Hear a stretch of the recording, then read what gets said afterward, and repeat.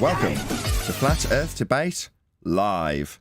I'm your host, Nathan Oakley, and if you are new to this channel, or you've not done so already, then be sure to subscribe, hit the bell notification icon, and join button if you'd like to become a Nathan Oakley 1980 channel member and keep up to date with the Flat Earth Debate. If you would like to support the channel, there is a super chat that runs alongside each of these shows while they are live, and there's also a PayPal, Patreon, crypto, and thanks button in the info box below the video. Most importantly, if you'd like to join the discussion, simply mute the page you are currently watching, then click the link in the info box below this video to join the panel and express your views on the nature of Earth. If you do join, please don't swear. If you do, you'll be ejected, and if you are, please don't try to rejoin the stream using sock accounts. You'll be warmly welcome back on the next stream. Please also share the show on social media. Sharing the show obviously increases the live audience, but this in turn increases the chances of a more diverse panel, so please share the show on Facebook and Twitter. Now we are joined by Arwin, Righteous Force, the Adam Meakin, 10th Man Rising, Refracted Curvature, Neil, Quantum Eraser, and a whole bunch of people in Discord, so welcome one and all. Good morning. Full panel. Hey, good morning. It's not often we have the heavy hitters right at the beginning of the live show. Feel privileged, people, feel privileged. Please share the show. It's going to be a good one. We're going to be covering, oh joy, a bit of Neil deGrasse Tyson today. So he's become a bit of a regular feature, and as pointed out in the pre-show by 10th Man, it's mainly because he does the most concise videos, so we could be responding to stuff that takes 2 hours, but Neil deGrasse Tyson does a good job of keeping it under 15 minutes, which is about the right amount of time to cover in a live show after doing a couple of housekeeping questions. With that being said, is there any evidence of a self-perpetuating molten iron core moving in any direction at the centre of a presupposed spherical Earth? That's got to be the funniest one. Yeah, for ones, if you try to take angle measurements, you would melt from the globe. So what John's saying is, when you take the flat plane that you'll acquire angles from in order to do celestial navigation, and you want to infer that you're in some way utilising a spherical Earth surface, then the way to do that is to transpose that flat plane towards the centre of a presupposed spherical Earth at something called the equatorial plane, which then has what we recently termed the globe burger. That is to say, a flat plane, that's your meat, and then your lettuce and bun is wrapped around it in the shape of a ball.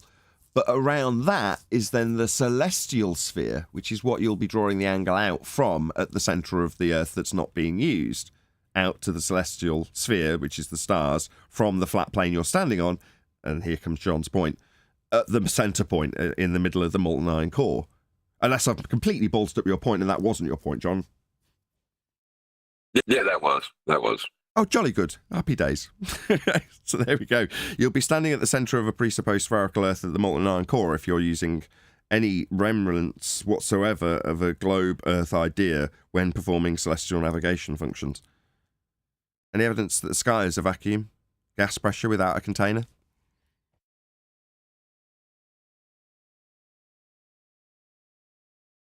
Don't all go at once? Well, if it would be, then nobody could be telling you, because we wouldn't be able to breathe in order to tell you. It's worth a plug for the Ballbuster show that just went by. It was a good show, so check it out on Quantum Eraser YouTube channel. It was the most recent Ballbusters. I don't know what number it is. We're getting right up to the hundreds maybe by now. It's got to be a lot of shows. Anyway, that most recent show was covering gas pressure without a container, and Quantum Eraser during the presentation does a very good job of explaining how they'll go to delta X, which is, say, you ask the question, how can you have, I'll exaggerate these words, gas pressure without a container? Their response is, we have gas pressure gradients. How do you explain that? That's their response, to beg the question and ignore what you're asking and include it in their response or question or rebuttal, which is to say, with my automatic assumption of gas pressure without containment, we also have gradients. Yeah, gas pressure gradients. So first you need to explain where you get the gas pressure from, given that you've got a heliocentric sky vacuum with men apparently in suits that need to contain their gas pressure, looking back on an Earth that doesn't have any containment, not filling the availability of space. So gas doesn't behave like that. It just disperses. So we wouldn't be alive if the sky was a vacuum. Any more to add on this, or should we go straight to the... Right now. Yeah, I want to add. Adam first, then QE. Go ahead, Adam. Well, it relates to QE. So on Saturday, I was listening. Literally got home from the restaurant, started listening a bit, and the point I chirped in was, "What's the number one?" It's not often I'll eat humble pie, but I think I have to. So the statement was, "What's the number one flat Earth proof?" Celestial navigation for me. I don't know what the answer would be now, or if that's the wrong answer for this question. Yeah, I was going to admit defeat. I was going to admit defeat. Hold on, everyone else. Can you clear the airwaves? Adam, go ahead. I was going to admit defeat that the number one for a flat Earth proof is celestial navigation. Even though gas pressure has always been my go-to, but both gas pressure and the black swan don't prove a flat Earth. They deny a ball Earth. So I think I might have to eat humble pie. The only get out, and I want your help here, QE, is gas behaviour. To claim an atmosphere is the sticky point for me. That denies gas behaviour, and the only way gas behaves that we witness and experience would be commensurate with a flat plane. Quick shout out to Mike 808 before QE gives his response. Thank you very much indeed for the super chat. Go ahead, QE. I don't know about that one. Gas pressure without a container is a heliocentric killer. I'm not on about without the container. I'm just on about the stratification of the gas pressure gradient, the causation of that, and how it would fit in reality. They've got to have, at any level, curving gradients. We don't witness curving gradients. Well, that's true. Yeah, but that's by its definition of gas behaviour, that annoys me greatly. I might be able to crowbar it in. That's a delta debunking. So, okay, yes, you can't have a gas pressure gradient, and you're saying that as they claim their gas pressure gradient, it's going to curve and have varying gas pressure gradients as a curve through the stratified atmosphere. Okay, but where'd you get the gas pressure from in the first place? Sorry, QE. Oh, that makes it a ball buster, doesn't it? Where do you get the gas pressure in the first place? I'm not focusing on that because I'm trying to link it to the nature of the surface. So I don't need to make the containment arguments implicit. Yeah, because I'm trying to make it a number one flat Earth proof, not a number one ball destroyer. So the containment's a given because that's a natural law. Yeah, what I'm talking about is the stratification and how it's experienced isn't commensurate with a ball. It's only commensurate with a flat plane. But the moment you do that, you're no longer talking to normal people. Yeah. You're talking to experts. Advanced heliocentric. Oh, brother. No. The problem, Adam, is that it's an inference that you can draw, and with almost every single housekeeping question, there is that one step that you can take further and take it to a flat Earth proof in almost all of them. But to have that as the reason why it would sit at number one as a flat Earth proof when its heart, its origin is a debunking of space, therefore a heliocentric killer? I don't know, man. Am I going to have to concede here? Well, I don't know. I didn't know it was some big bee in your bonnet that you had to have gas pressure as number one flat Earth proof. Oh, it has been. It's like taking away my favourite toy. Not at all. I've never considered it a flat Earth proof. Up until about 2 years ago, I was always of the opinion that I didn't have one that I liked, and I'd get QE go, well, what about my Sea Sparrow missile or something like that? And I'd go, no, I don't like that for X, Y, and Z reason. Or I'd rattle off my reasons why I didn't feel that I'd got a satisfactory flat Earth proof, in quotes, until celestial navigation. So if you can ask me, where does that sit in terms of proving flat Earth? Well, I didn't put my mark next to any of them up until that point. So that's the only one for me. What else have you got? You give me another one and I'll give you objections to it. If you give me a flat Earth proof that isn't a globe debunking, then I'll find objection in it, I guarantee you. Yeah, another one. That's where I'm at. Oh, QE. Go ahead, QE. No, I have another one that I didn't go over. Maybe we ought to finish this one first. Well, maybe you can offer up. No, this is going to be slightly. This is going to be a tricky wicket for me to sit on, really, with you being my mentor, and now me asking you to offer up flat Earth proof for me to criticise. I should really watch my step here, shouldn't I? No, not at all. Well, okay, I've only given one example in the past, which was the sea sparrow, which is to say, am I going to validate that? Yeah, that's the only problem you have. But I'm ex-military, so I already know that's a clear proof. Fair enough. But for me, that wasn't. Hoorah. Well, Yeah. you got. That's not a problem. I don't have an issue with that. We hit number one proof. The easiest one is celestial navigation. It's just too easy. It's killer. Kills geometry, their geometry, and it kills the globe. It's too easy, right? So it's number one for me. I did want to bring something else up with the gas pressure thing that I didn't mention, and you guys will recognize this. Their comeback is the atmosphere, an oxymoron by itself, but I digress. The atmosphere is different than gas pressure. Well, that's true.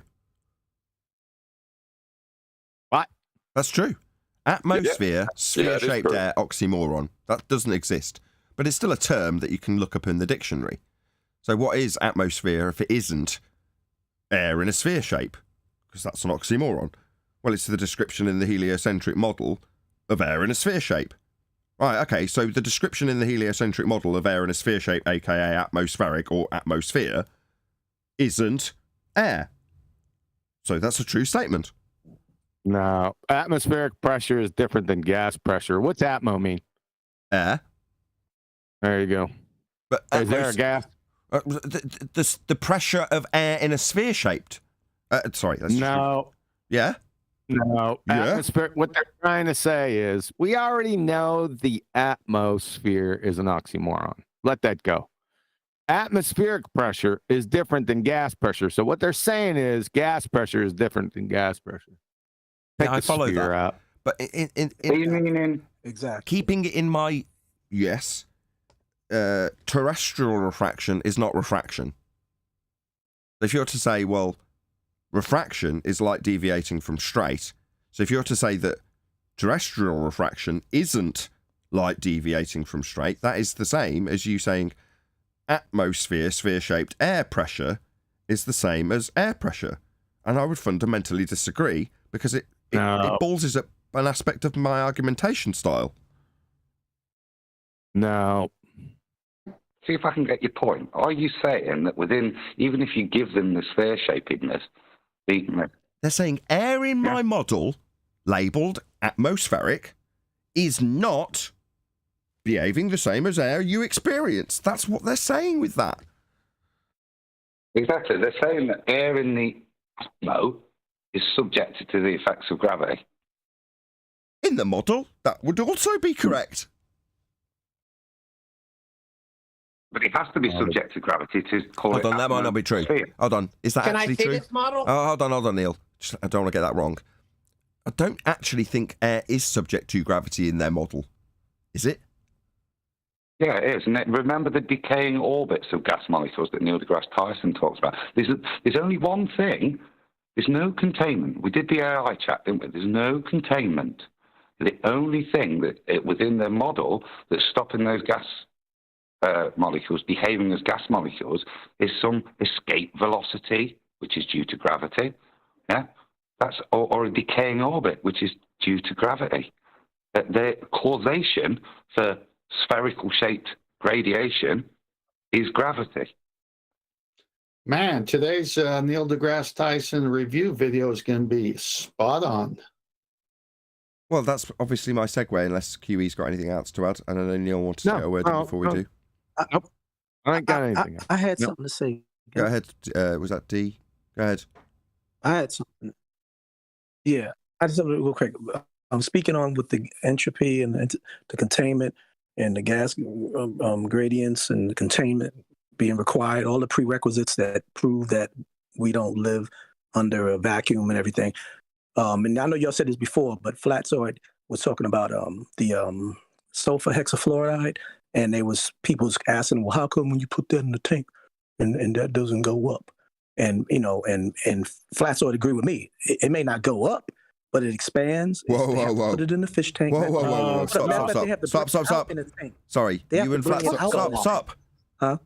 You and Flatside are under the misapprehension that sulfur hexafluoride doesn't go up. No.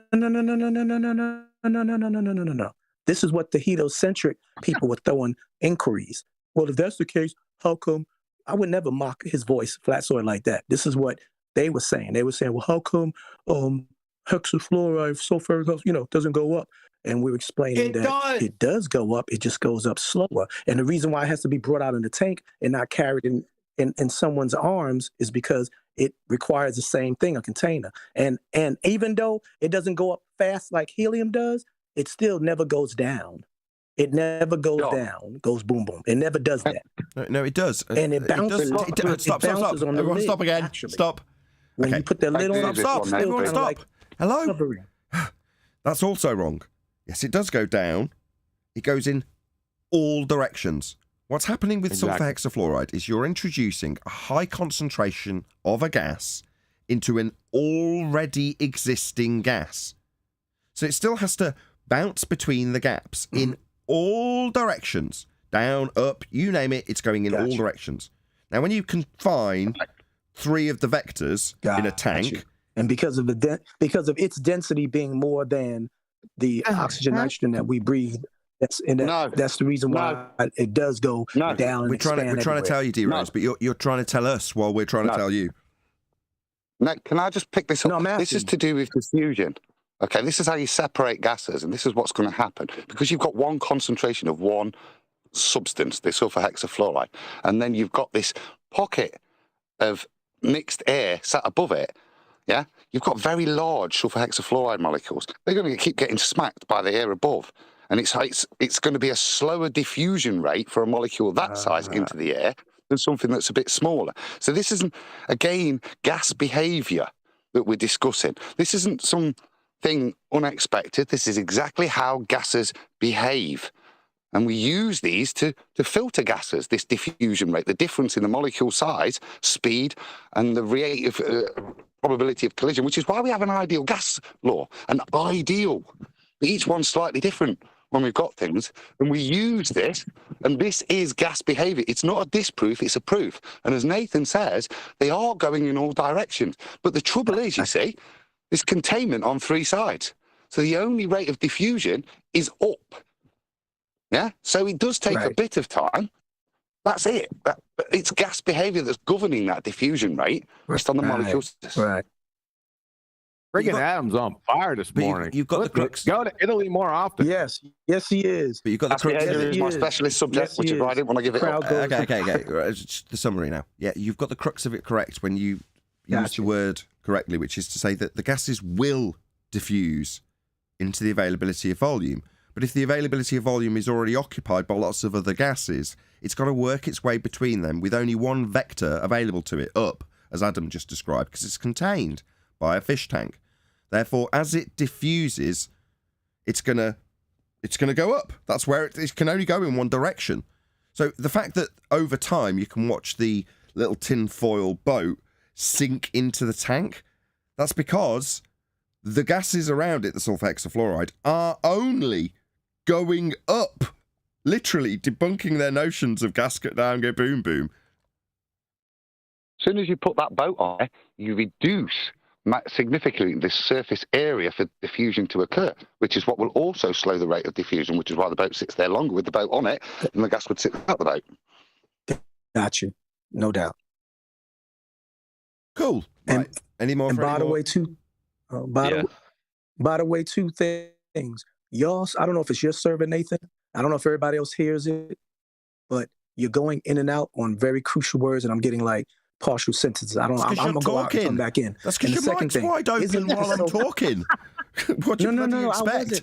The whole system's gated, D-Rose. Like now, when you're still talking while I'm talking, you're not going to hear me because it's gated. So if you want to hear me, stop talking. It's just that simple. Fading in and out while I'm talking over you. Yeah, shocking. Can I just ask a quick question? It's something that's been like heavy on my mind, but I know. Adam has tried to explain it to me before, but I don't seem to get it though. So I'm asking again. The whole idea of gas molecules, right? It's a convention, right? It's agreed upon convention of how these things work.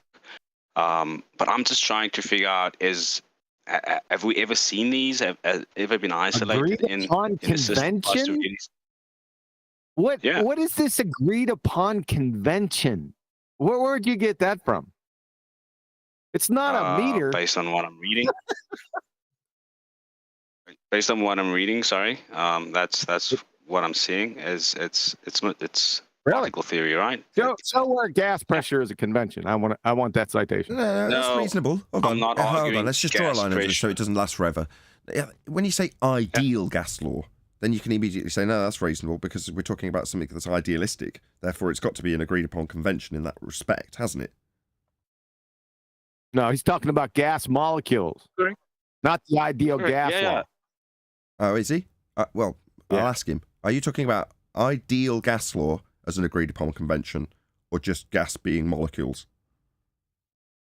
I think it's a little bit of both, right? Because ideal gas law, I mean, it is a convention, right? That puts different gases in little boxes, and we try to study how they behave. I wouldn't call that a convention. Let's get Adam in here. Adam, would you call the ideal gas law a convention? No, it's a calculation. Me neither. I'm not sure what we're meaning by the convention. Are we meaning we've never actually seen a molecule of gas under a microscope, or are we meaning we can't see the effects like within Brownian motion? Or are we focusing on one aspect of his question before getting to the conclusion of his question? I'm not sure what the aspect is. That's what I'm trying to define. I'm not attacking that. I'm asking what is the criticism? Is it that we didn't get it because QE jumped over the convention word? We didn't get it because QE jumped over the bit where he said convention, and that was the end of that, and we focused on that bit. But we haven't actually got to the end of his statement. Do you want to start again? Hopefully, you'll get to the end of your actual question. Just don't use the word convention, and hopefully, you'll get a bit further in the statement. We'll see. Yeah, it's just ideally, I would like to do some research into how these were isolated to determine how they move. You know what I mean? Because when I look online, I see a lot of research done into it, and every time we get to how they move, it's a cartoon drawing, right? And that's what I wanted to see. Because I mean, you can experience gas pressure all around. You can see what it does, especially when you do like bromine experiments or whatever. You know, you can see it do something. But in terms of actually going down to on the molecular level to ascertain exactly what it's doing, has that ever been done, or is this the concept to explain these things? I'd put the same to you. The liquid state. Have we ever seen liquid water molecules flowing freely over each other? Have we ever fully identified that crystalline lattice of ice? We have to recognize that molecules are very, very small. We can't actually see optically a molecule with our eyes. Too small. So there is a limitation. Yeah, but you can also draw your own conclusion with a demonstration, can't you? So that look at Brownian motion, if that's what you're after, an exemplar of physical world where you can see the effects of these gas molecule collisions on the subparticles. That's this exactly is also where I had. Hold on. He's saying that's good. Repeat that then, Adam. You can see the effect of the collision on the subparticles. What does that mean? Subparticles. So within there, you'll see the tiny little bits of soot, which will be specks of light moving in random directions as the gas molecules collide into them, yeah, and send them on a different path. That's kind of the demonstrator. If you're after something visual to hold on to prove it, then that would be the way I would look at that, with the concept that I recognise I can't see atoms. I understand your limitation, Adam, and I appreciate your honesty. You've always been honest about the topic, so I appreciate that. It's just that I'm actually really looking for how does air actually move, and has anybody actually seen it?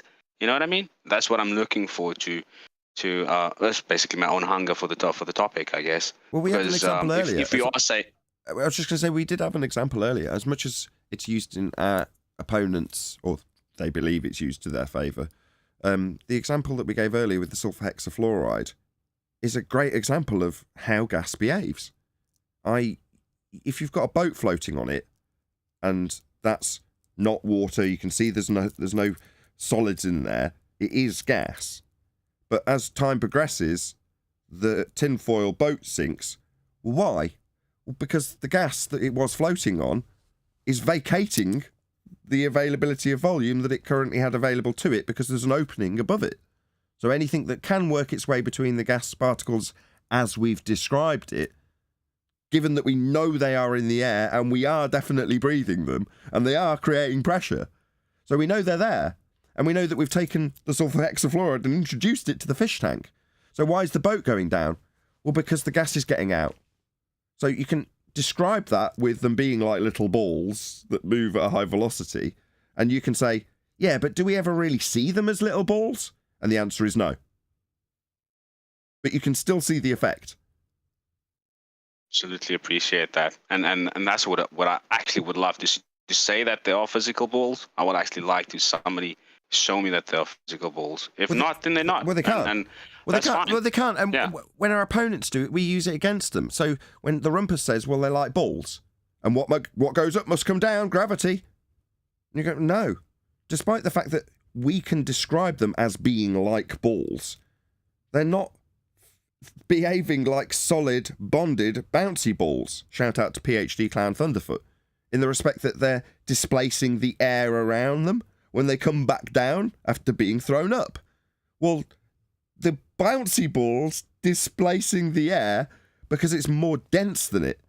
But the air itself is moving in all directions. That's why you can breathe up on top of Everest. Again, another example that's weak and used against us when it's actually affirming the effects of entropic dispersion. In other words, there isn't much vegetation up on Everest. The fact that planes can fly higher than Everest is because there is air there, right? For the Bernoulli effect to work, so there's air there. How the hell did it get there? There's no vegetation in the sky, so it must have displaced upwards. There's no other way to have it be there. But they ask us about pressure gradients, like, well, how are we breathing on top of Everest? You're like, because gas has made its way up there? You know, from all the nice, yummy vegetation that produces it on the ground? That oxygen's made its way up to the top of Everest, where there's sod all vegetation producing it. Right? Furthermore, it's going up at higher altitudes for aeroplanes to utilise that gas, right? So it's all going up. Well, why? Well, because that's how gas behaves. It just moves in all directions. Doesn't matter if it's balls or not. yeah, exactly. I just wanted to say something, and you just ended off with what I wanted to say. Yeah, it doesn't matter if it's balls or not. We can definitely see how it behaves, and that's the point. Exactly. It's not balls, it's gas molecules. Exactly, it's gas. That's part of the ridiculum of Thunderfoot Clown, wasn't it? Why we laughed. Because if you think of it like balls, you're always going to get stuck in some physicality bias. Well, no, he justified it with a graph. He rolled out Boltzmann. It's a long time ago. I can't. It's vague, but from memory, he just rolled out the Boltzmann graph.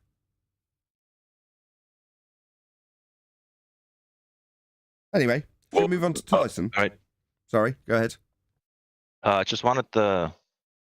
wanted to use this opportunity to plug a video if I could, when you can give me an opportunity. Slick, go ahead. Right. I got a latest video on biblical cosmology, and this time it's as a molten looking glass verse, right? So if you want to know more about that verse and well, what's in the video, I recommend you check it out. And yeah, what else am I supposed to say? Right, just biblical cosmology. What's that relating to? You got me interest. Well, expound a little, sir. Well, by biblical cosmology, I mean, if it's in God's word, I believe it, right? So my cosmology is based on what God says it is. So that's what I mean by biblical cosmology. Is that clear? I mean, I don't want to say is that clear as to be rude, but you know what I mean? Yeah, no, that's the point I was trying to. So you're just talking structure.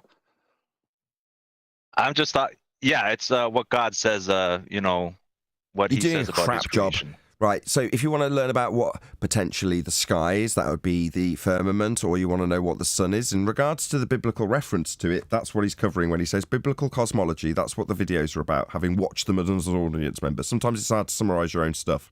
But yeah, go and check it out, Be Here, Be Sphere, on the Righteous Force YouTube channel. And what's the latest video called? It's as a molten looking glass. And thank you very much, Nathan. My pleasure. I like your videos. I've been watching. I enjoyed it. I enjoyed it, Righteous. I checked you out. I liked it.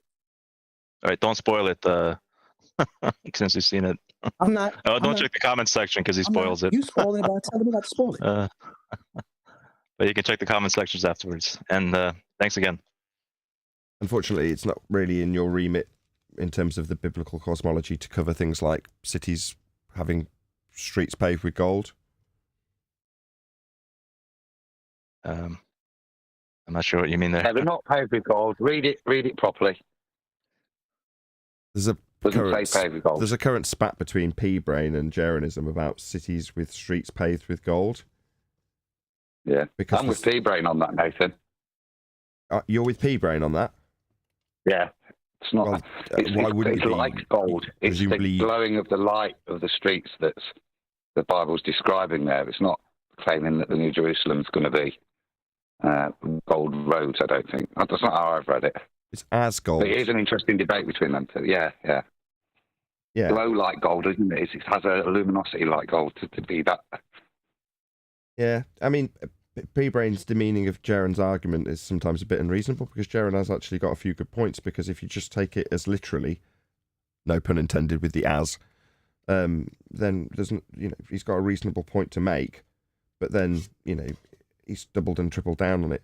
It's just an interesting one. I was getting to the point where I was like, I'm now a little bit lost towards the third or fourth video, whereas at first it was clear as crystal. The word "as" is a simile or metaphor. Yes, the word indeed. "as." Correct. So, yeah, Jeranism has no point to make.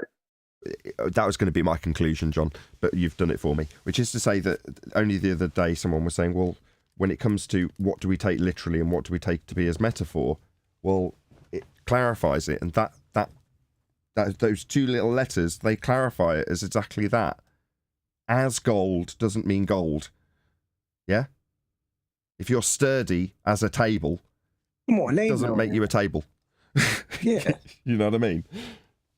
Yeah, like And just to add to this, he says, dumb as a no pot need, handle. no need. and just to add to this, the name of the video is as a molten looking glass, so something else to look forward to in the video. That's why. Oh, glad we finally got there. That's why I used you to juxtapose exactly that perfect ending and a good plug. Plug your channel again. Go ahead. Right, the Righteous Force channel and the Virgin Droid. I noticed he posted it in text chat, so the link is right there, handy to grab. Thank you, Divergent Droid. But it's these And kinds of thank you, Nathan. And discussions that's why that, in a very flat Earth debate-esque manner, Righteous Force is covering these things from a point of view that if you're not into the Bible, i.e. you're not even a Christian, then you'll still find it fascinating, because it's just a point of view where they're talking about these aspects that we do debate about in a very matter-of-fact way as per the text. Hence me enjoying that series. I'm not some devout Christian. I'm not. I don't profess to be. But in the same way I used to find Paula's videos fascinating, I find yours, Paula being Bible literalist, then turned to Level Up. She had a habit of changing a channel name. But Level Up is her current channel name, I believe. But it was formerly Bible literalist. And she was the one that taught me exactly that. Take the literal bits literally and the metaphorically bits metaphorically. It pretty much laid it out for you in each context. The word "as" is the example in this, and you're saying as molten looking glasses go, it's a similar thing, right? Right. Coolio. Right, so check out the Righteous Force channel. Hopefully, as you say, Righteous has had his link posted by Divergent Droid, who is fantastic. I was going to mention this about Divergent Droid. I don't know if I've mentioned it before. I'm sure I've mentioned it to him in the chat.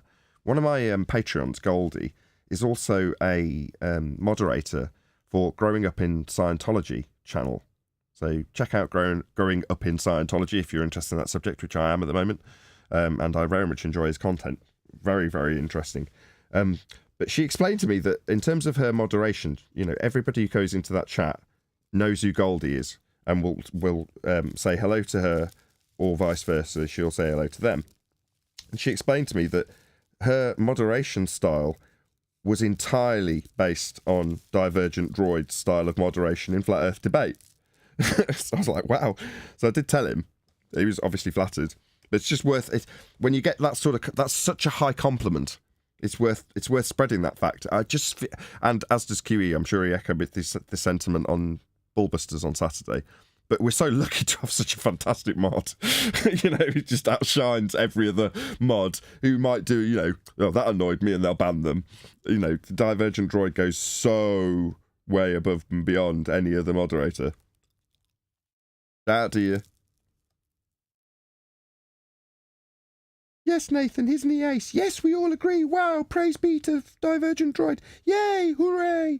Yeah, I'm glad all my panel agree with me. Glad I made that point. I thought silence was assent. It was, that's why I pretended to be you. Right, let's do this Neil deGrasse Tyson video.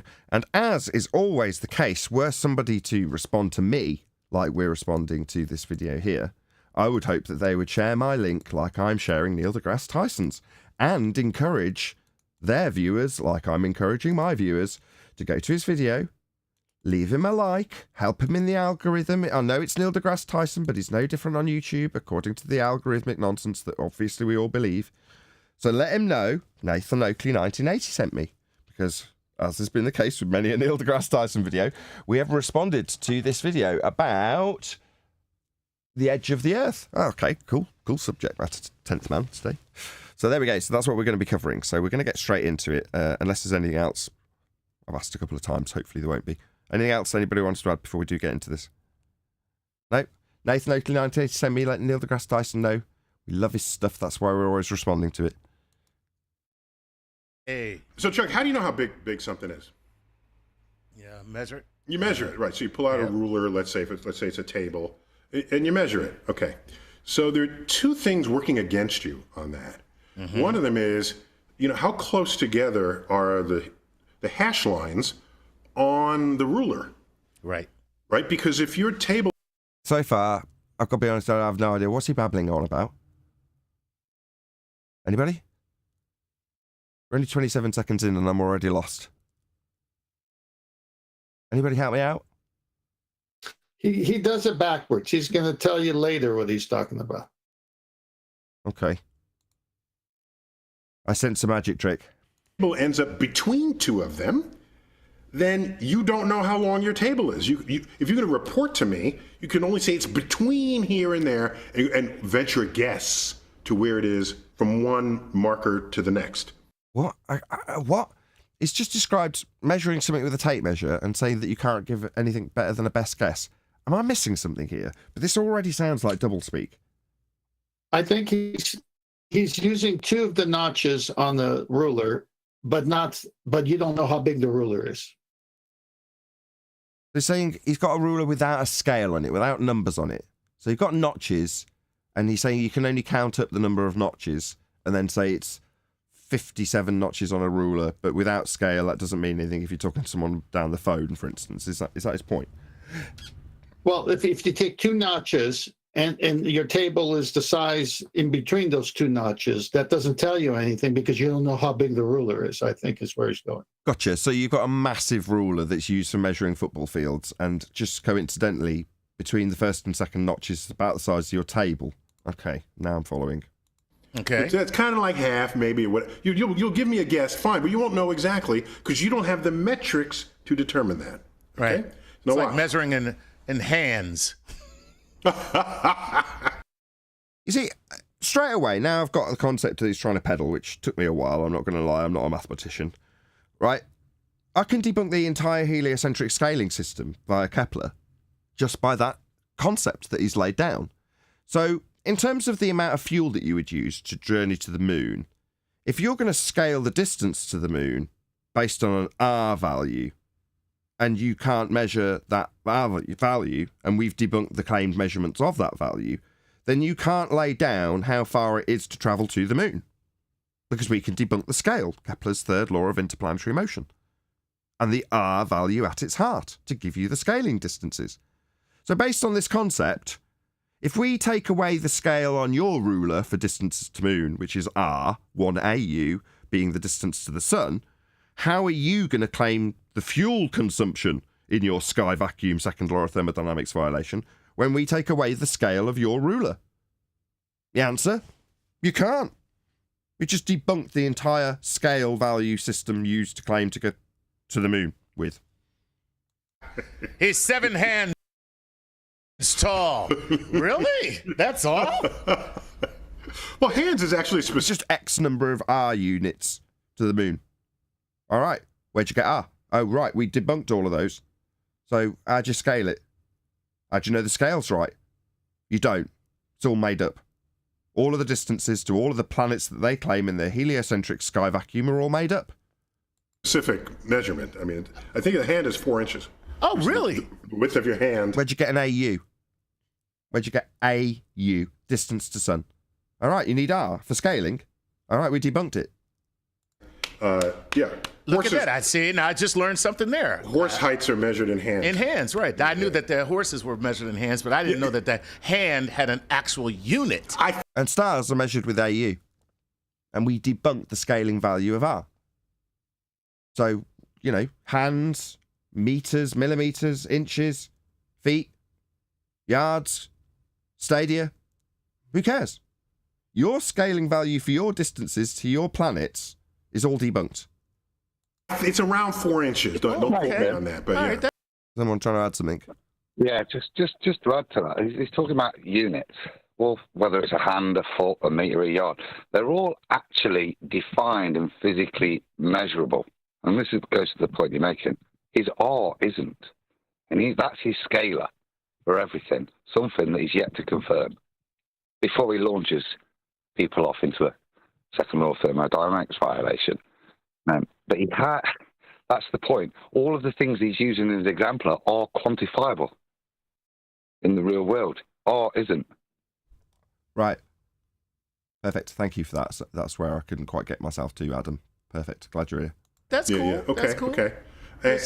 Okay. So even if you had the precision to measure the length of the table, if you go down under a microscope, like a really good microscope, like an electron microscope, that's the kind of microscopes where you see all of the hairs on the bugs, and you see the eyeballs of the fly. Okay, we know what an electron microscope is. Thank you. Those kind of microscopes. If you do that, you'll see that the edge of the table is not smooth. It's actually got texture. So what? So which argument? Go on. That Rex Bev's argument as to flat. Oh, right, trying to If you take debunk an anything- aspect by microscopic undulations in a surface. Yeah. So he's making that point that it's not flat. I'd agree with him. Okay, but for what reason? I'm still not. I'm normally tracking along with the NDT example most of the way, but this one, I don't know. I'm not following along very well with this at all. Feature of the texture are you going to measure it to and then report back to me the width of the table? Well, okay. What happens is at some point you just give up and say, Neil, I can't. You're You can't annoying measure me. anything. Right. you can't measure anything unless you can't just measure anything. agree. You just agree how you're going to take the measurement, and then you're good with that. Well, okay. I mean, There I think you we're go. all- I've got it, mate. Okay, I've got him. Go on. So, because the table isn't perfectly flat, any width, any measurement of it, say its depth, will be incorrect until we agree and say that that tabletop is 2 inches thick. Then we ignore the reality.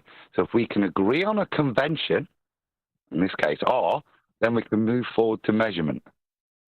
I see. So long as we're all conceding that we're going to be measuring things in an Earth diameter that assumes it's a sphere, then the conventions laid down for us to move forward with scale to give us distances to lights in the sky based on Kepler's third law. But we have to agree on a certain convention. Now, basing it on the R value is a bit too close to the bone. So if we base it on an extrapolation of the R in the form of an AU, and we all just accept that we are going to agree on 1 AU being one distance to the sun for the scale, so it's once removed from a spherical R value for an Earth that's a sphere, then we can move forward to do the measurements to the lights in the sky, Adam. That's my sniff of where he's going, that if we can agree a consensus, we can move forward. Okay, let's see if you're right. If you have that problem with solid objects, imagine the challenge measuring the extent of gaseous objects. You called it within one sentence of that point being made. That is so brutally brilliant. Adam Meakin, ladies and gentlemen.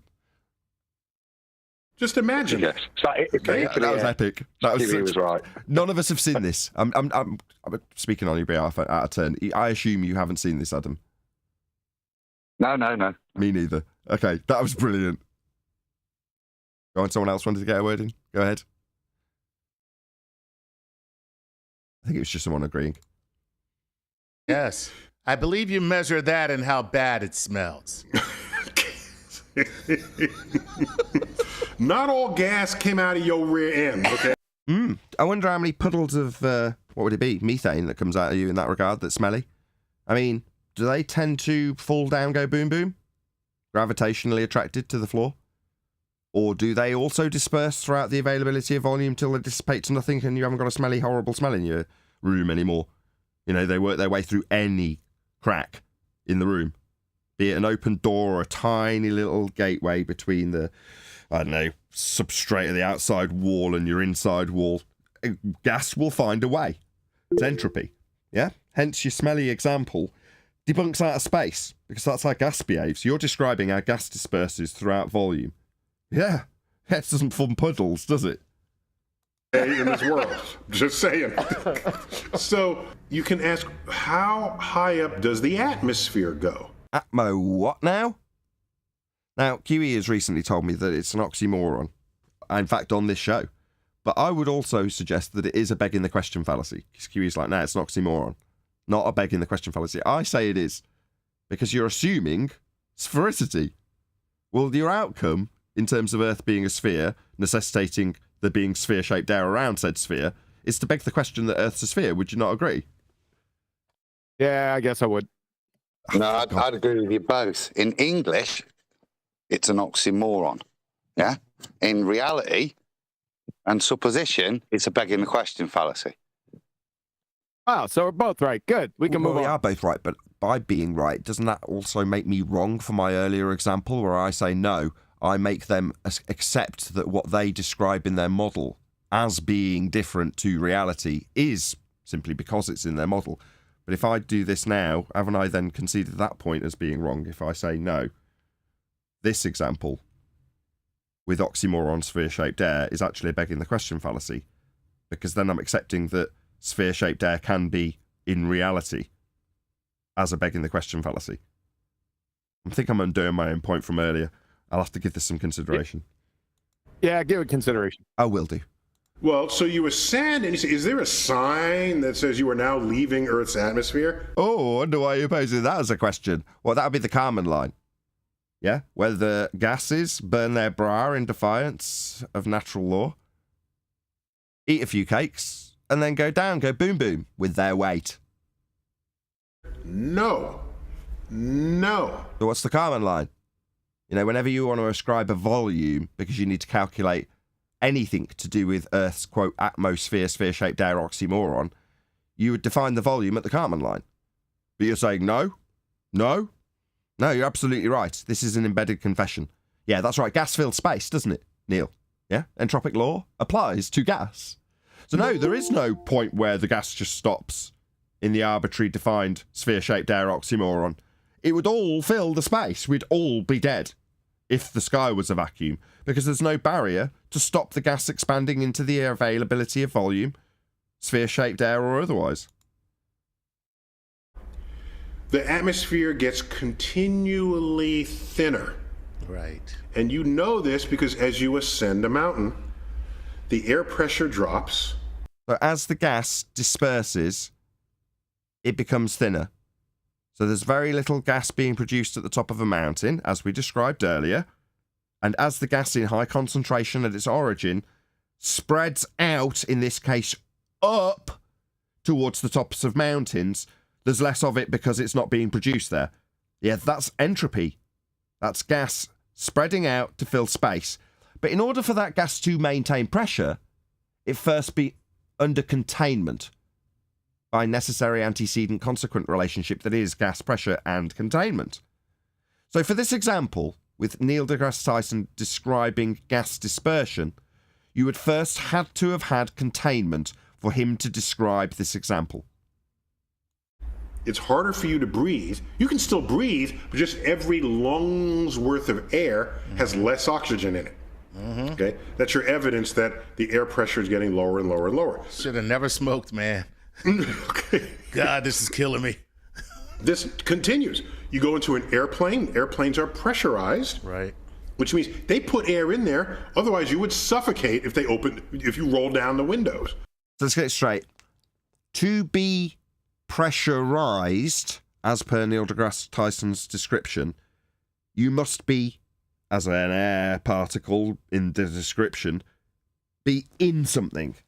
So to pressurize the aeroplane, the gas in the containment of the aeroplane is what's being described.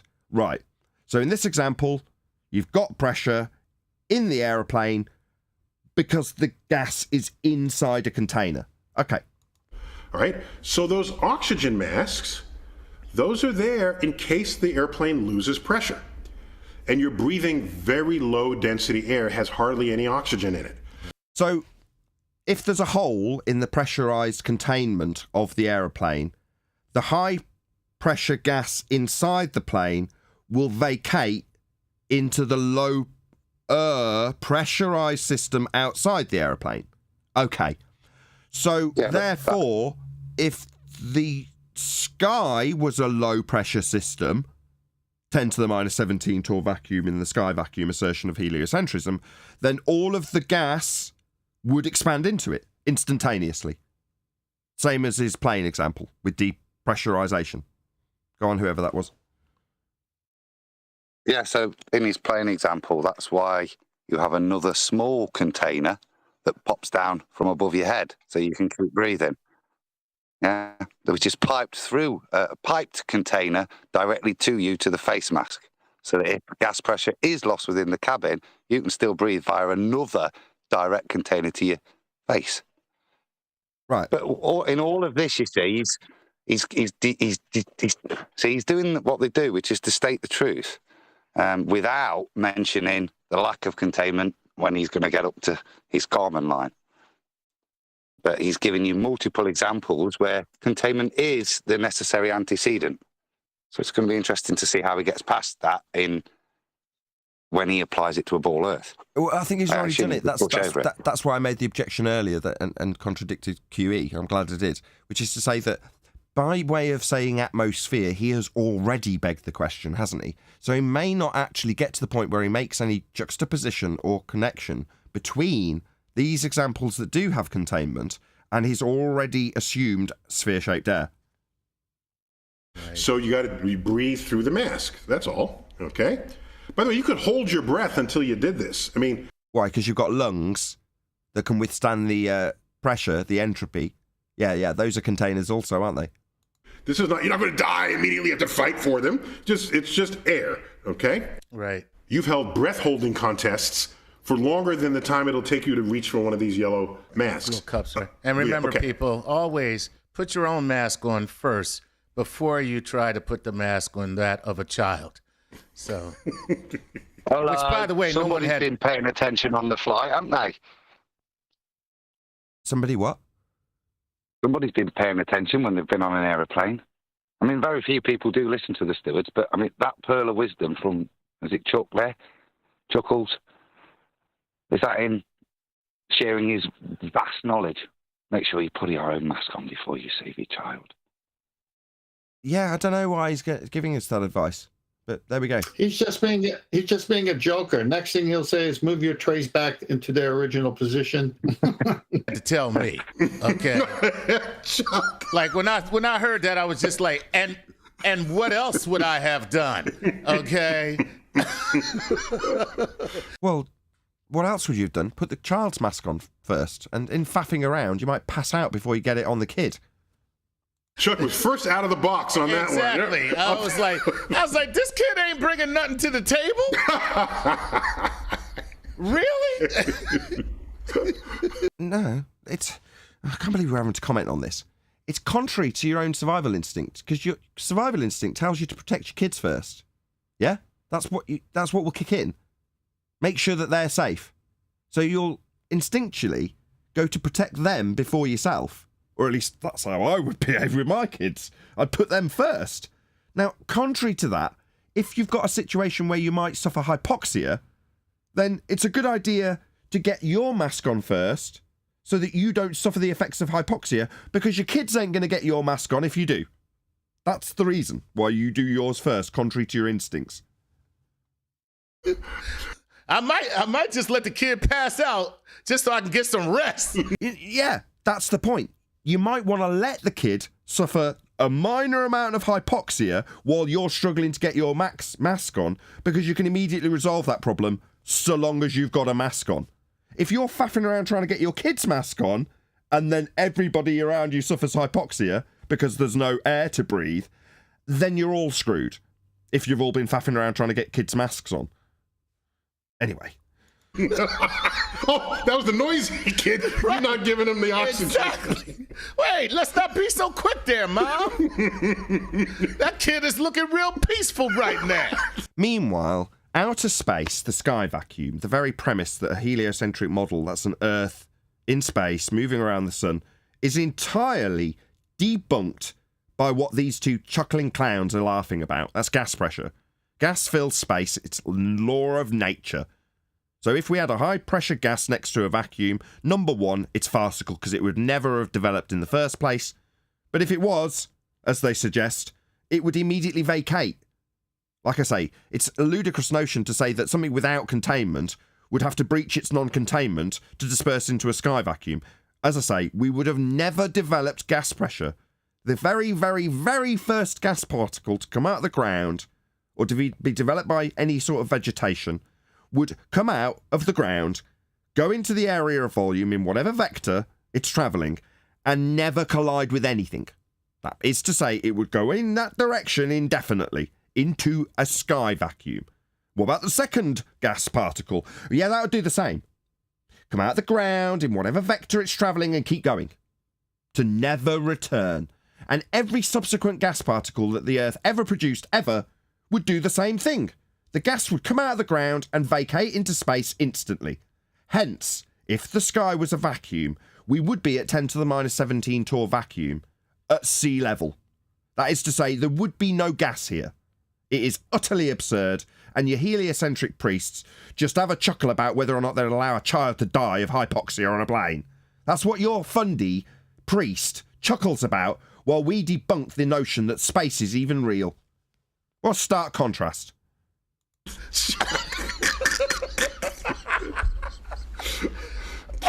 All right. That's cold. All right. Oh, by the way, it's also literally cold as you leave Earth's surface because you're farther away from the heat point of the heat generating point, which is sorry.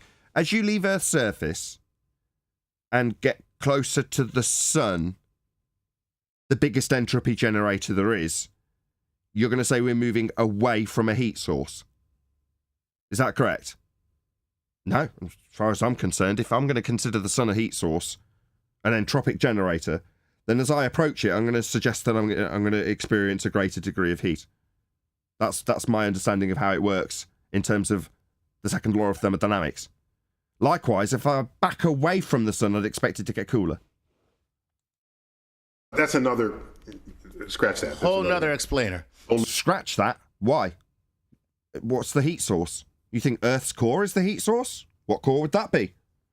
Okay. So as you ascend, the air just simply gets thinner and thinner and thinner.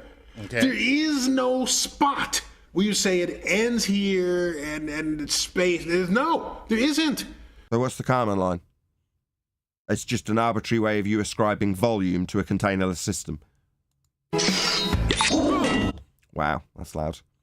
It's obviously a bit quieter on Neil deGrasse Tyson's video than usual. Any comments? So you just have to agree on what that altitude will be. No, I don't. What I say is, if the sky was a vacuum, we'd never achieve gas pressure. So the first particle would come out of the ground and vacate into space to never return. And that would be the case with every subsequent gas particle ever produced in a heliocentric sky vacuum-based Earth as a sphere moving around the sun. Further to that, the sun wouldn't exist, because it's supposed to be a burning ball of gas in a sky vacuum. So entropy would dictate that it's definitely not a burning ball of gas, because gas fills space also. Same goes for every description of every planet you claim is a gas giant. Well, gases fill space. Pick a thing, and then just, you good with that? I'm good with that? Fine. Put it in the books. Move on to the next problem. Okay, so entropy, gas dispersion, gas filling availability of volume. We'll put it out in the book, close it, slap it, and move on. Okay, bye-bye, Jupiter. Your description in a heliocentric world isn't valid anymore. We understand how gas behaves. It would immediately disperse into the sky vacuum. Problem. Okay. Okay. So there's a guy in the 1960s named Kármán. All right. Okay? He was a Hungarian, I think, but worked in the United States. And he said there must be an altitude above which the atmosphere is no longer scattering sunlight above your head so that it's no longer sky blue. The blue goes away and then you just see stars. As does your description of why the sky is blue, given that we can debunk your aspects of a heliocentric system with a distant sun and a sphere-shaped air not dispersing into a sky vacuum, leaving me with the very first question I asked myself when I found out the Earth was flat. Why is the sky blue? Now, nobody on this panel is going to give me an answer to that question, Neil. But your scattering descriptions up shit creek with a paddle, my friend. Completely useless. In broad daylight. Oh, wow. That's an interesting threshold, right? That is. And that's fair. There'll still be air molecules there, just not enough to scatter, because that's how you get a blue sky. It scatters the blue of sunlight, and now the sky is glowing and you can't see the night sky. You can't see stars in the daytime sky. Gotcha. So, because it's daytime. However, if you ascend high enough in the atmosphere, there's a point where there aren't many molecules above you, bada bing, the sun is still there, but you can see stars in addition to our own star. Really? See, why is it that we get conflicting evidence from astronauts in this regard, then? So that claim, coming from Neil deGrasse Tyson, who's presumably never taken this journey to make this as a personal observation, would have to reference somebody in this regard, and there's conflicting accounts. In the sky. So that's called the Kármán line. And ever since the early 60s, the Kármán line has been the functional definition of a transition into space, whether or not you were in Earth orbit. Yeah, meanwhile, space would be an availability of space for the gas to fill. So gas would fill it. It's entropic law. It's the second law of thermodynamics, it's dispersion. That's how gas behaves. So there is no arbitrary point. There is no Kármán line. There is no space. If the sky was a vacuum, the gas we breathe would fill that availability of volume in line with entropic law. Interesting. Our first astronaut, Alan Shepard, went up in 1961. He went into suborbital, was fished out of the Atlantic, okay, and he went high enough to go above the Kármán line. So that counted, and so that's sort of our astronaut. Did he need a container for the gas that he was breathing? Oh, my bad, it was because it was so thin up there. All right, so he needs to contain the gas in his suit or ship, but the gas that's traversed beyond the Kármán line, that's not continuing on in whatever vector it's travelling in. Just stops, just eats a few cakes, falls down, go boom boom. Astronaut threshold.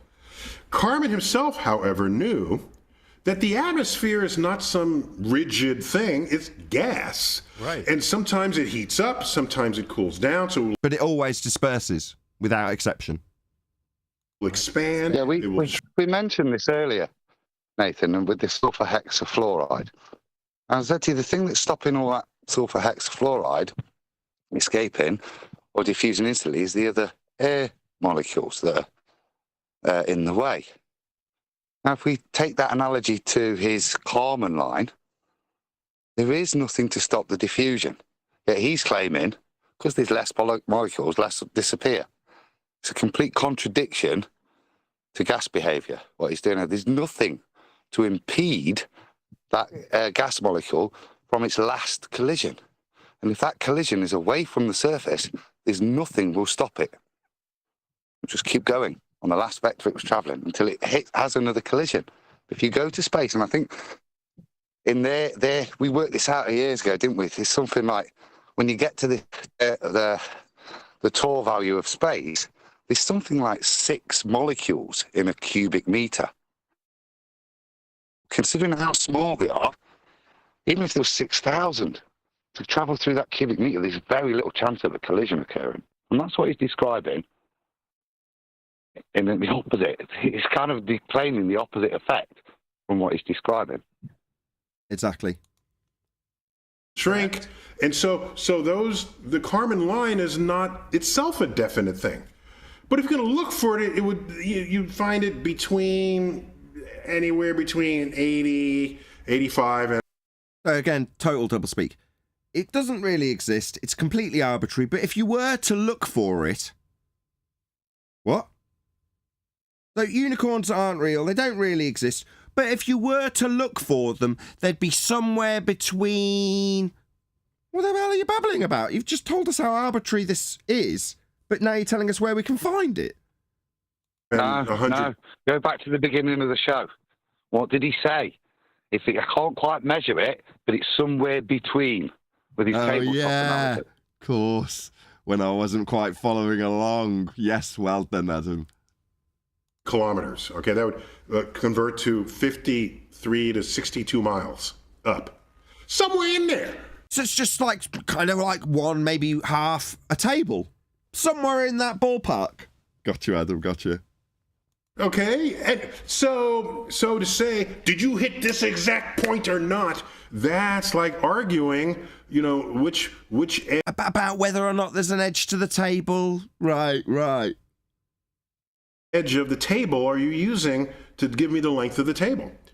Except worse because it's gas. Yeah, because gas fills space. So regardless of where you define this arbitrary position where gas suddenly doesn't behave in the way it behaves everywhere else, doesn't make any difference to the fact that it's completely arbitrary. You're never going to find it. Just doesn't matter if you say, well, as a general idea of where we say the sky isn't blue anymore because of a scattering effect in a heliocentric model with atmosphere not filling space, it's roughly between this and this.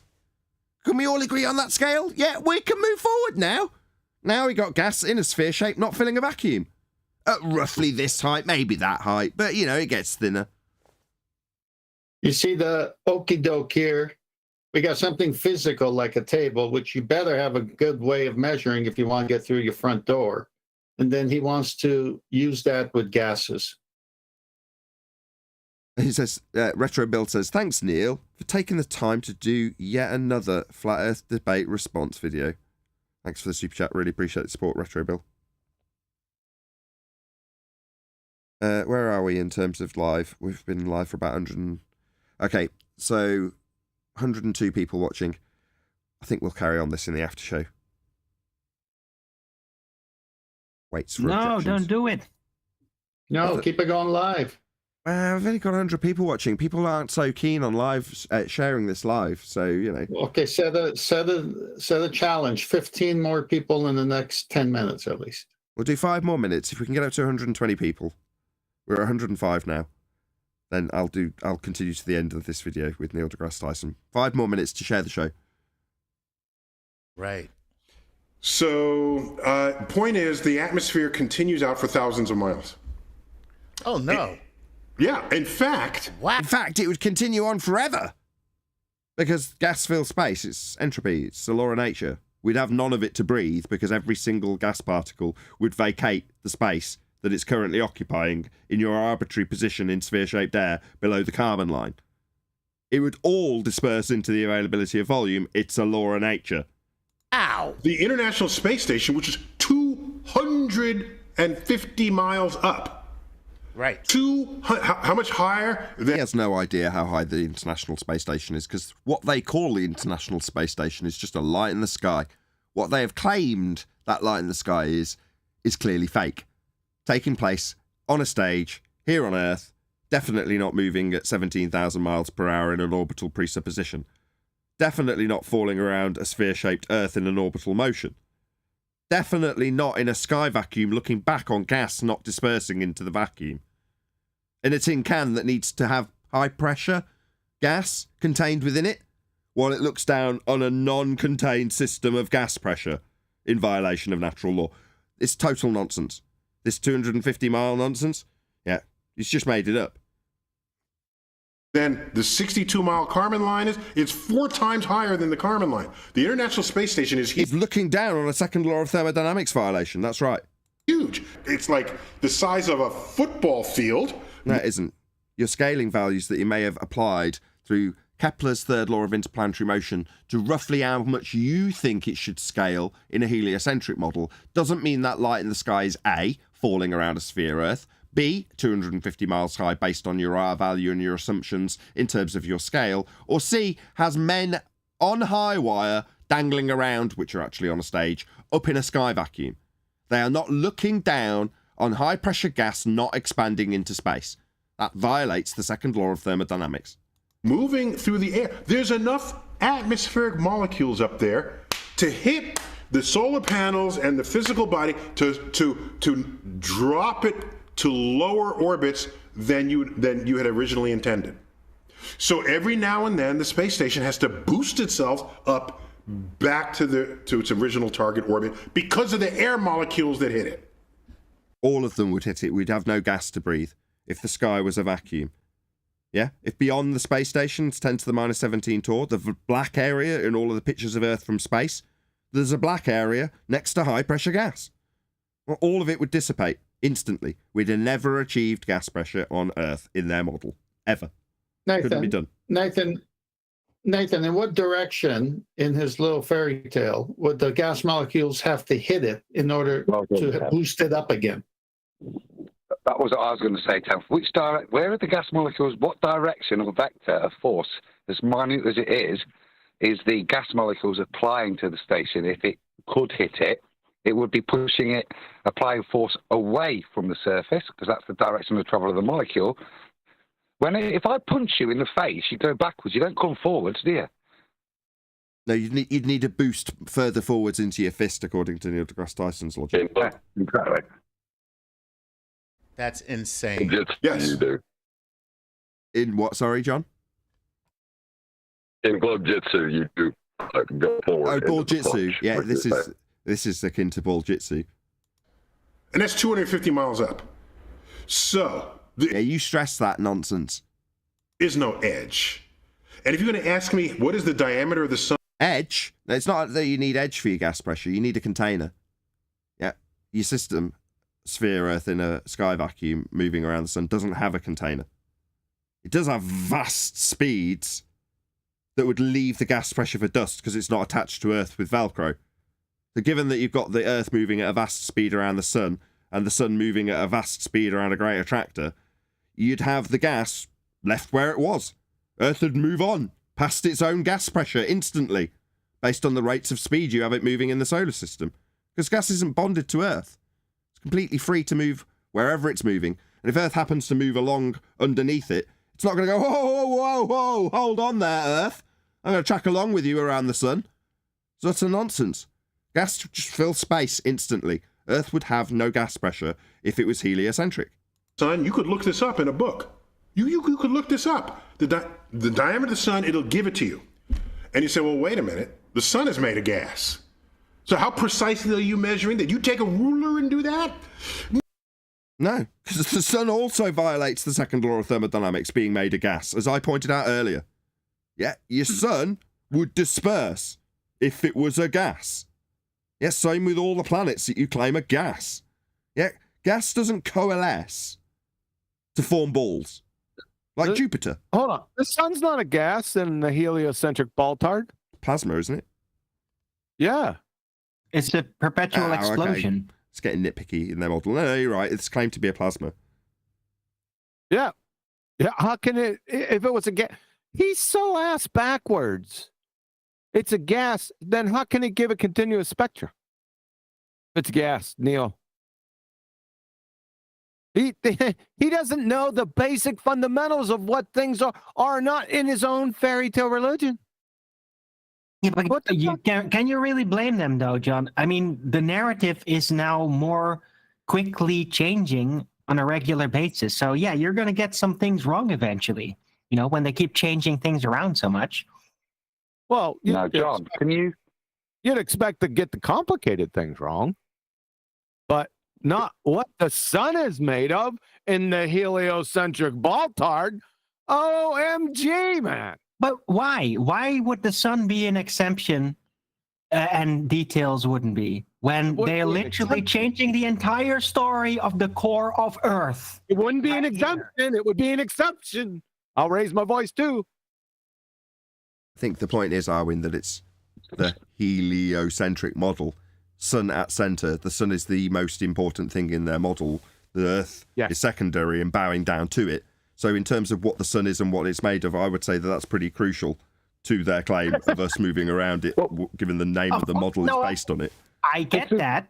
But the thing is, it keeps changing. So at some point, somebody started to decide, oh, now it has a black body in there. And then everybody goes on with that, even though it contradicts any logic. And it'll keep going. It's a Ponzi scheme of there's no murder scene. More hold on. fallacies on top of Just get that clear. There is no murder scene. There's no black bodies in the sun. Is a black body as opposed to has a black body in it.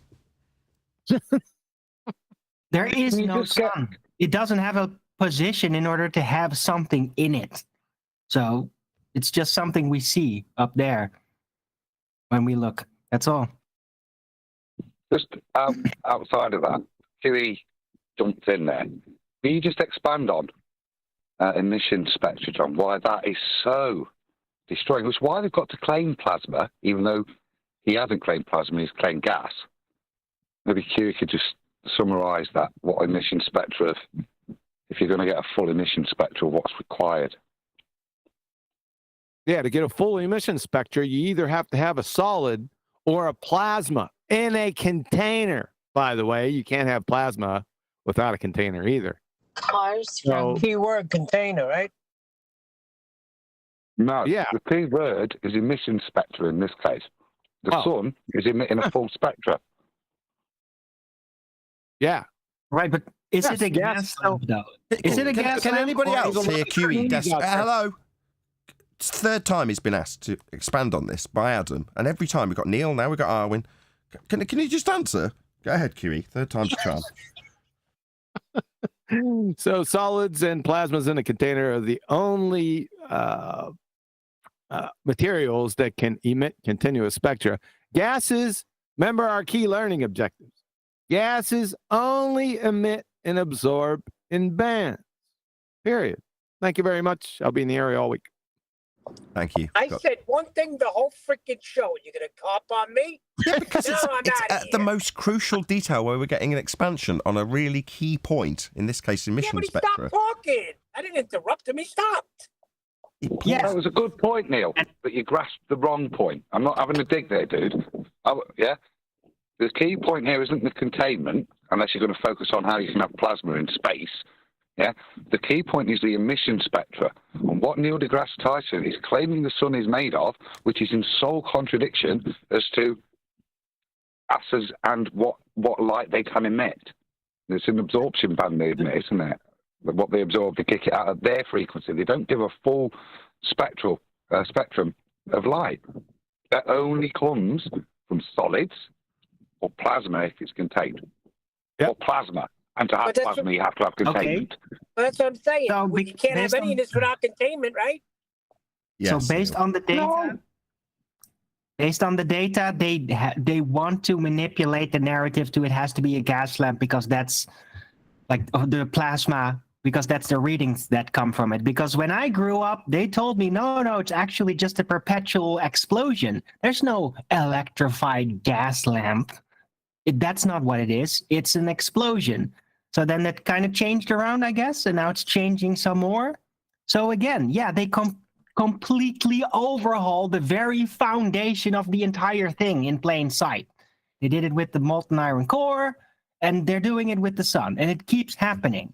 You shouldn't be surprised at this point.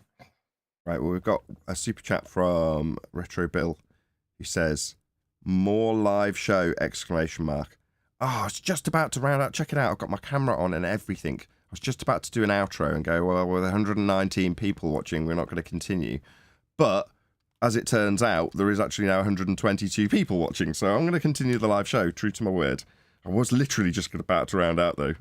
So, okay, well, thank you very much, everyone who shared the show. Really, really appreciate it. Please continue to share the show, because I'm going to stay live for a little bit longer, and we'll get to the end of this Neil deGrasse Tyson, because literally within 1 second of me about to press the outro button, you got 222 people watching. Amazing. Let's continue. That means we've got to thank Neil, doesn't it, for all that? Neil's interruptions got us to world. Well done, Neil. Well done, Neil. Interruption, singular. You can say, in what wavelength of light did you measure the diameter of the sun? Do you know different wavelengths of light emanate from different locations within the depth of the sun? If you... within the depth of that's go ahead, Armin. You got to the objection first. I'll cue up the super chat. The what? Different types of light from different positions in the sun? Depths. How is that supposed to work? He said depths. Different depths of the sun. Yeah, different layers, like deeper in, and then a different types of light come from the deeper layer in through the other layers. Like what?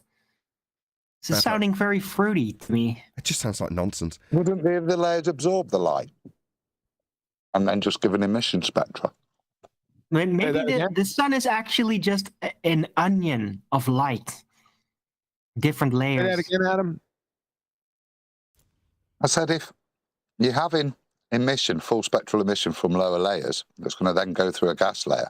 That gas layer would absorb the light and then just emit an emission spectra.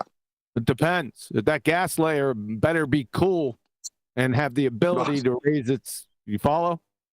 Yes. So the final bit for the gas to do that. Yeah. Hold on. Did you just say it has to be cooler? Because their descriptions... The gas... Well, that also contradicts their descriptions of how the sun behaves, because they have it... Yeah. Another second law of thermodynamics violation. They have it increasing in temperature, do they not? As you get further away. Yes. All yeses. I mean, it's second law of thermodynamics violation after second law of thermodynamics violation when it comes to the sun in a sky vacuum. Yeah. Well, they're treating it like it's a microwave, right? So the sun itself is supposedly less hot than right outside of it, like there is a microwave radiation situation. Yeah, exactly. I remember Kiwi's example is, so I'm going to steal it and just give it on his behalf, right? So it's akin to you going up to a bonfire.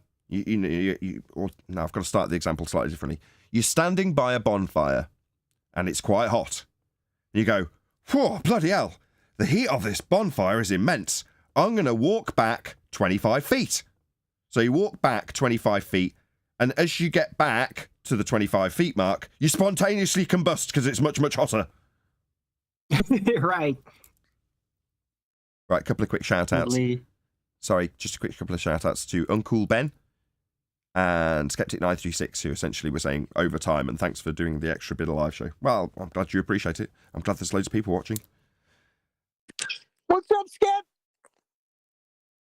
But how can that even work, where it's hotter outside of a burning situation, when it's claimed still that it's basically combustion, right? The sun. It's not being electrified gas, because when things get electrified, I can imagine that, just like with a microwave or whatever, there might be some heat somewhere else or something, right? But that's electrical. So I didn't think that the sun was electrical. I mean, there's the electric universe theorists and all that, but that's not part of the standard lingo. No, right? but That's part of the story. what is as you get further away from it, the thermal output increases. That's their description, not ours. It's nonsense, but that's what they describe for the sun. Yeah, but why though? I don't know, Arwin. Don't ask me why they like to piss in people's faces with second law of thermodynamics violations. It makes no sense to me. May I Does it have summarize? to do with like comets being visible, that you see the tail of them because they're in that distance to the sun where they get cooked? Maybe. Is that it? Maybe. Go ahead, 10th. Did you want to summarize? Yeah. Well, you remember how he started, which was agreed upon how gas works. And then now we're in begging the question of outer space, which violates the second law of thermodynamics, entropy. So now we're in full Narnia world, space pseudo world, where they're making up stuff. Why are we even amazed? I'm not amazed. I just want to figure out the roots, like the logic behind it. I don't like it when ballers or wizards out there just say, oh, this is just it, and they don't explain why, right? It's very frustrating. I agree with you, Arwin. There has to be a reason for them to nonsense speak again, to contradict again. Like you say, it's hotter if I step back from the fire.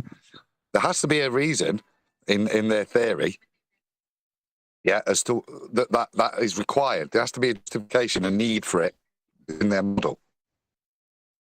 Well, yeah, it's the non-existing tilt of the Earth when it's supposed to be hotter, but it's cooler. Sure, but what we're saying is, in terms of how the sun, its close proximity, that's what we're describing, has a second law of thermodynamics violation. That is to say, the thermal output increases as you get further away from it. As you step away from the surface of the sun, they claim that it's getting hotter. So just I can't remember how they describe it to give it justice. But the point here is, if that's the case, which it is, why is that the case? What overcome is that serving? What argument has someone put forth that someone's necessitated that description to overcome the objection? There must be a reason, we just don't know what it is. Answers on a postcode to P.O. Box I Don't Give a Shit, Heliocentric Road. Right, because it's not about something that's measured, right? Because it's literally part of the fictional part of the cosmology outside of the Earth. So it's complete fiction. So why would they make that claim, you see? That's the issue. Why would they say it? Why did it just not, never address anything about it? Why did they claim Maybe that? you'll Google it, or this segue will last forever. Who knows? One will come first. Same way people make claims like this from chat. So gas does not settle down because of the combination of gravity, kinetic energy, diffusion, pressure, and temperature. That's what Pendekar 1144 says. I asked him to come on the show.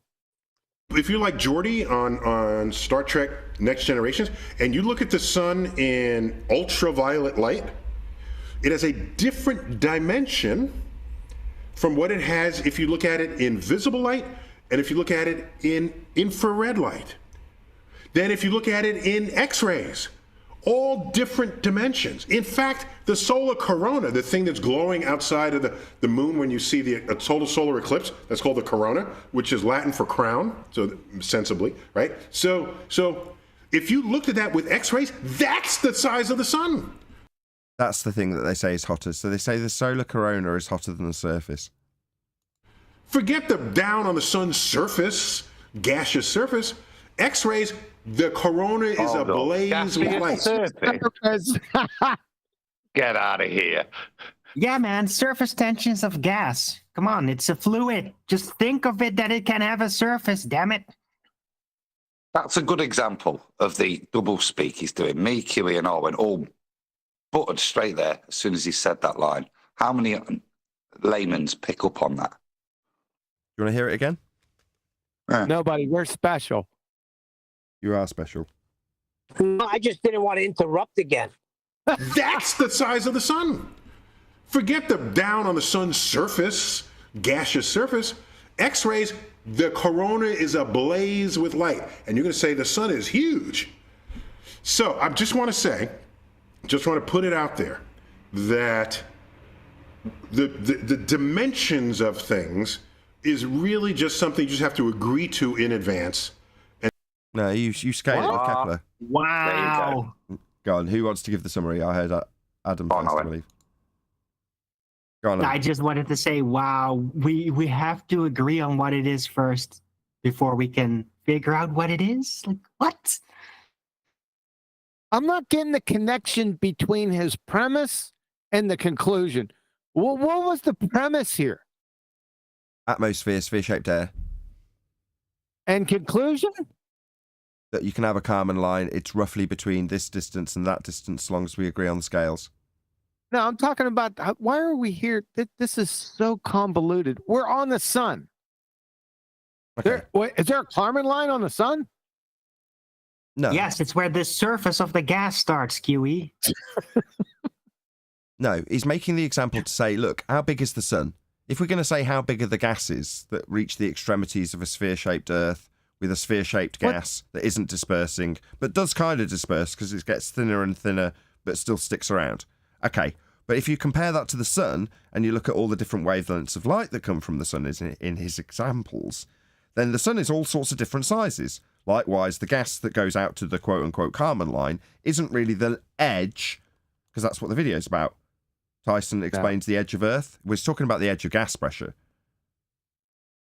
No, I'm sorry. That's incoherent gibberish. But that's what we got. He's trying to...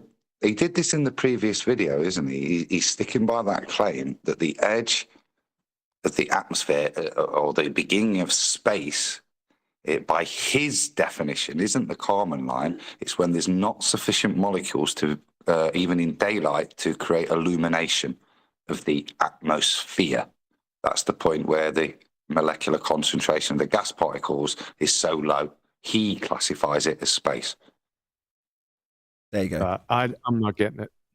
Yeah, it's very convoluted, but most of Neil deGrasse Tyson's stuff isn't good enough to put on Comedy Central with him dropping microphones or holding beach balls and slapping them. Most of them are pretty crappy. I'm not getting it. It's pointless. Pointless, incoherent gibberish to me up to this point. Right. Well, this is the problem when, you meet your heroes. He's on a crappy channel of his own that he's just putting out these crappy examples. They're not all the masterful examples of Coriolis deflection, metaphorical deflection as in him deflecting the subject, not the deflection itself that we don't experience. Or his examples of not seeing a reified geometric sphere edge horizon because you're only 2 millimeters above this beach ball. That stuff is flat. Those are his good magic tricks. These are the crap ones. I like this. Sorry. I like this, Nathan. This is a man that I assume his core degree was physics-based before he went off to do his PhDs and stuff. And what he's demonstrating here to me is how all of his beliefs in the heliocentric model contradict the basic physics that he will have learned at uni. Yeah? And that's just all we've gone through. All we're doing is pointing out the sheer contradictions to the natural law and the known physics. And I'm quite happy with this, QE. This to me is very productive because it shows how much he contradicts himself just to hold his model together. And then you all agree, you put it in the book, and then you move on. So the diameter of the sun is the diameter it shows to us using yellow light, which is right in the middle of the visible spectrum. That's not the diameter of the sun. That's the apparent size of the sun through the visible spectrum that you observe with your eye. But that's not the diameter. That's the apparent size. That's the number you're going to read in the book. But they don't tell you that, but I'm telling you that. I'm glad you did, because it's good to know they've been lying to me all the time. Wait. Oh, by the way, and you wait. Wow. Now that was in response to, hey, listen, we just all have to agree, put it in the book, and move on, because it's an agreed upon convention that's based on pseudoscience and begging the question. And then Chuck goes, they've been lying to me all the time. Yeah, and then he had to do his Santa laugh to still get sympathy while he was basically laughing over, lying, You can think of other definitions of space. I got one for you. You ready? Oh, wow. Oh, I can't wait for this. Yeah. So airplanes use fuel, It's called aviation fuel. There's a word for it. What? He's about to define space and he's starting with aeroplanes. What's the problem? Forgot what. But anyway, it uses fuel. So fuel, our common understanding of fuel is you burn it and then you get energy. But what does it mean to burn it? It means it gets attached to the oxygen molecule, creates a third other product, right? There's that molecule, the oxygen molecule. They merge and make this other molecule, and it's exothermic. Energy gets generated. Okay. Oh, that sounds sciencey. Yeah, I used to say it wrong. I used to describe anything that's generating heat as exothermic, which isn't necessarily the case. It's only when there's a chemical reaction, right? I wouldn't pick on you. I'd pick on him for saying burning instead of combustion, was specifically when he's relating it to mixing with oxygen. It's highly ignorant. Yeah. And do you need oxygen to have something oxidized? No, you can just lose it.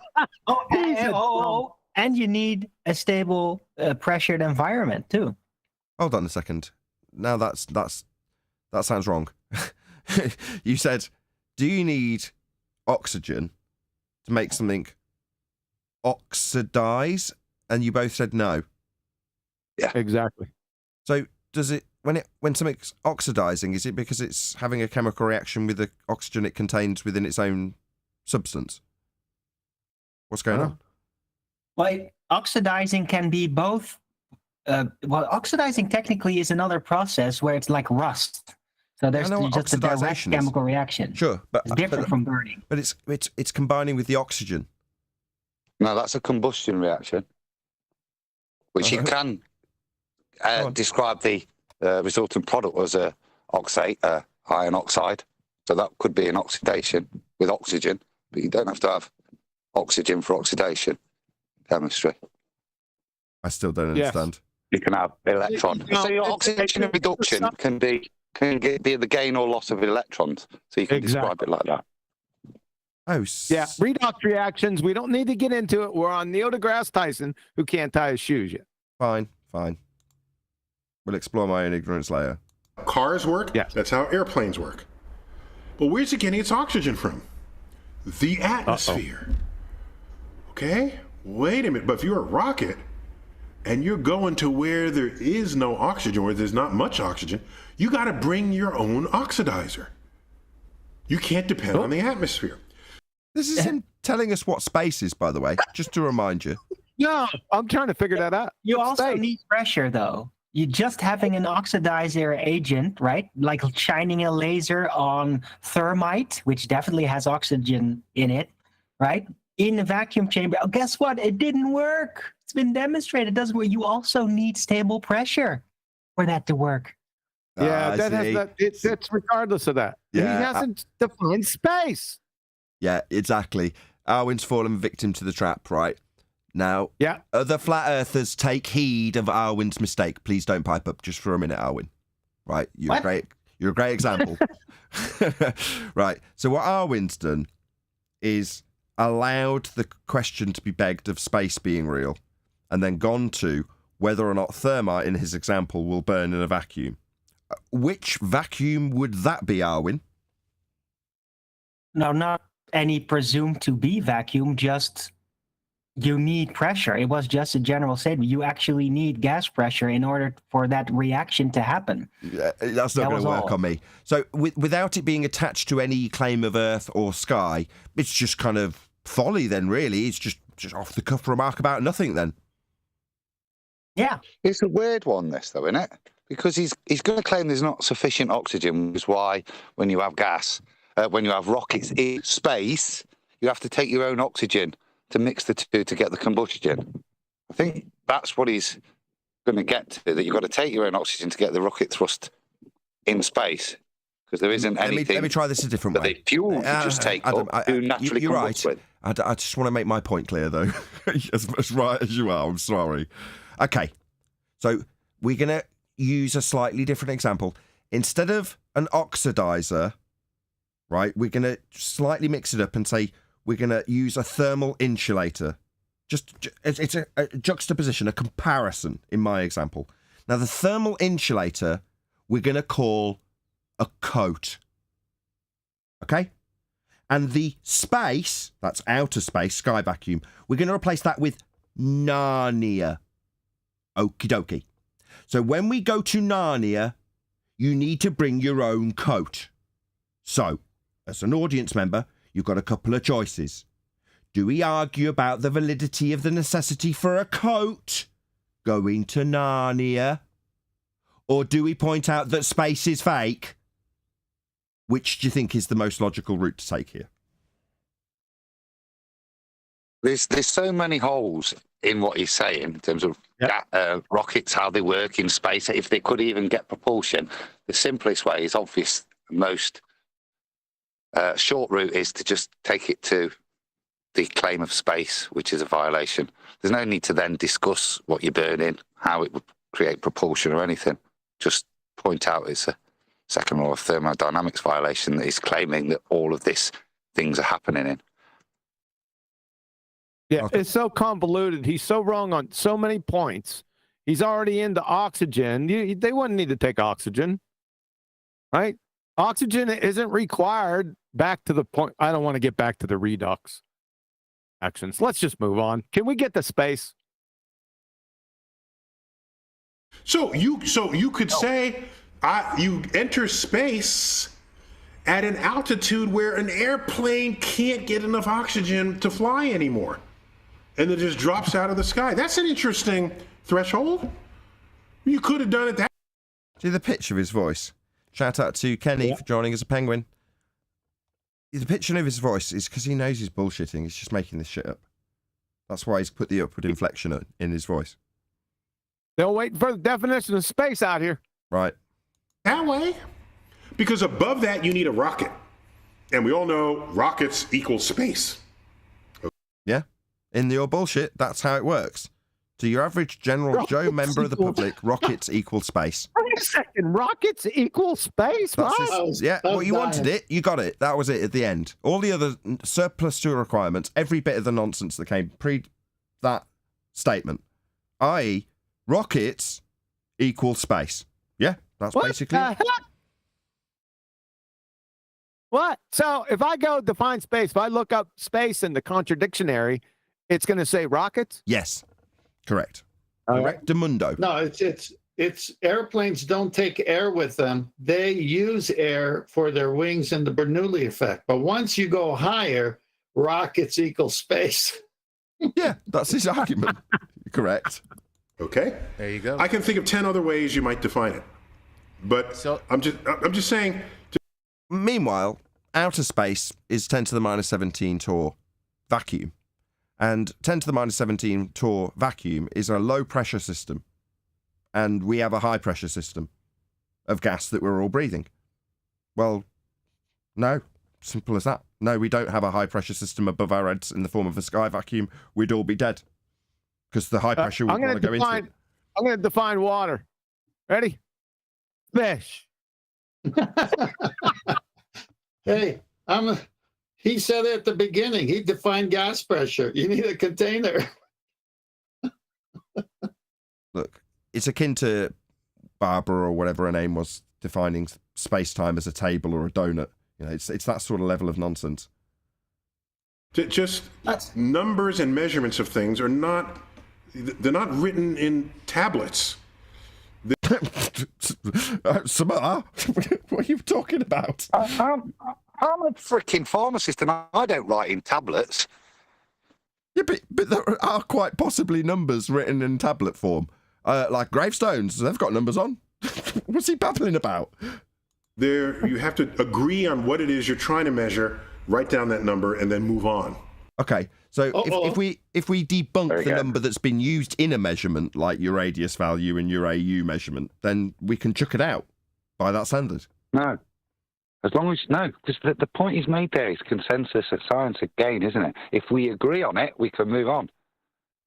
Yeah, and if we don't agree, we can't move on. No, because we've not got consensus science to be accurate. Yeah, and I'm saying... No such animal. Yeah, there is no such animal as consensus science. Oh, not in my world. There is in his world, isn't there? This is what he's describing. He's validating via the thing that makes it real is the fact that we all agree on it before we move forwards. And it is real because we've agreed on it. Yeah, correct. Adam, in your world, you actually have capsules. Not space capsules, though. Just gelatin ones. There you go. Measurements not written in tablets, only commandments. All right, that's all we got time for. All right. Yeah, that's a crazy subject, but I have to put it out there. No, that's very cool. And when you hear people arguing over the Kármán line, just sit back and chuckle and say the Kármán line is an idea more than is an actual place within Earth's atmosphere. Well, if I ever get into an argument about the Kármán line, my answer will be, so how big is the sun? Yeah, you don't know, because you're ascribing Kepler's third law of interplanetary motion and deriving that scale from an R value that you can't measure. So that's what I would answer. Shout out to Jamals24. He says, tisk, tisk, tisk. Where did you all go wrong? Who hurt you? Neil could not be any cleverer in his explanation. I think you all know what you need to do and how much time you need to do it. Is it 4 more hours? By any chance? Hey, before we move on from consensus, it's a very good point. Even though he didn't explicitly say it, Adam was right. Implicitly, that's what he's going for here. According to Michael Crichton from Transcript Caltech, there is no such thing as consensus science. If it's consensus, it isn't science. If it's science, it isn't consensus. Period. Duh. And with that, I'm going to say, if you are watching this on either Nathan Oakley 1980 or Nathan Oakley Premiering streams, then stay tuned, as there will be an after show to follow. Unfortunately, though, if you are watching this live, this is where we bid you farewell. So another massive thank you to all of you who smashed the super chat, liked, commented, shared, subscribed, joined as a Nathan Oakley 1980 channel member, and all that good stuff. Another massive thank you to today's Discord and G+ panels for making today's live show possible. Once again, stay tuned if you're watching on either Premiering stream. I've been Nathan Oakley, and I will see you all in the next video.